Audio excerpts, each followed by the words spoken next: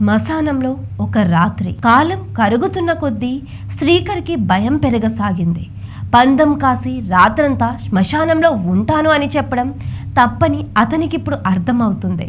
తెచ్చుకున్న బీర్లన్నీ అయిపోయాయి. ఖాళీ బాటిల్స్ని కాలుతున్న చితి నిప్పుల మీద వేశాడు. టప్ టప్ అని శబ్దం వచ్చింది. శ్రీకర్కి చుట్టూ చూడ్డానికి ధైర్యం చాలేదు. దూరంగా నక్కల అరుపులు, పక్కనే తీతువు కూతలు. కొద్దిగా జరిగాడు. అతను కూర్చున్న సమాధి కూడా జరిగినట్లుగా తెలుస్తుంది. మెల్లిగా లేచి నిలబడ్డాడు. మోకాలు దాకా ఉన్న నిక్కరు చలిని ఆపలేకపోతుంది. అప్పుడే మెత్తగా అతని కాళ్లకు ఏదో తగిలింది. చప్పున కిందకి చూశాడు. 2 చేతులు అతని కాళ్లను చుట్టుకుంటూ మోకాళ్ళ దాకా వచ్చాయి. భయంతో గావు కేకలు పెడుతూ అక్కడి నుంచి ముందుకు పరిగెత్తాడు.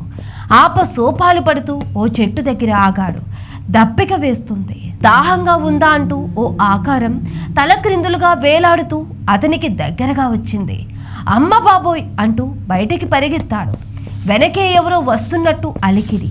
అతను వెనక్కి తిరిగి చూడకూడదు అనుకుంటూ ముందుకు నడిచి తూలిపడ్డాడు. లేచే ఓపిక లేదు. శ్రీకర్ లేవరా అంటూ శ్మశానంలో పడున్న అతని మీద ఎవరో నీళ్లు చల్లారు. మసక బారిన తన కళ్ళను నులుముకుంటూ కళ్ళు తెరిచి చూడగా ఎదురు ఉన్నది ఎవరు తెలుసుకోవాలంటే పార్ట్ 2 కోసం కామెంట్ చేయండి.